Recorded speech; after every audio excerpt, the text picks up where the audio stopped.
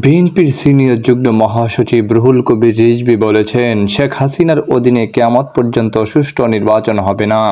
2018 সালে বিএনপি জাতীয় নির্বাচনে গিয়েছিল, কিন্তু আওয়ামী লীগ আগের রাতে ভোট কেড়ে নিয়ে ক্ষমতায় গিয়েছিল।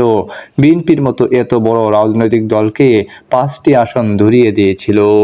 বিএনপি নেতাকর্মীদের উপর জুলুম করে, নির্যাতন করে, মিথ্যা মামলা দিয়ে কারাগারে পাঠিয়ে ভোট ডাকাতি করেছিল তারা।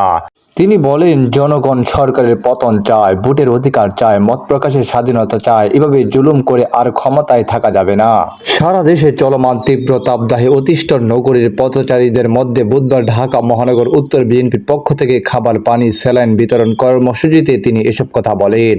এ সময় উপস্থিত ছিলেন ঢাকা মহানগর উত্তর বিএনপির সদস্য সচিব আমিনুল হক, সাবেক মেয়র প্রার্থী তাবিদা ওয়াল, মাহমুদুর রহমান সুমন। রিজভী আরও বলেন, বর্তমানে যে ভয়াবহ দুর্যোগ চলছে তা শুধু প্রাকৃতিক দুর্যোগ নয়, এটি ক্ষমতাসীনদের অপরিকল্পিত উন্নয়নের সৃষ্টি দুর্যোগ। তথাকথিত উন্নয়নের নামে পদ্মা সেতু, মেট্রো রেল নির্মাণ, ফ্লাইওভার নির্মাণের নামে শুধু লুটপাট করা হয়েছে। আর সে টাকা বিদেশে পাচার করে অস্ট্রেলিয়া, দুবাই, কানাডায় সেকেন্ড হোম তৈরি করা হয়েছে। সততা মিডিয়া 11 নিরপেক্ষ খবর নিয়ে আপনার পাশে। আপনি থাকুন, চ্যানেলটি সাবস্ক্রাইব করে।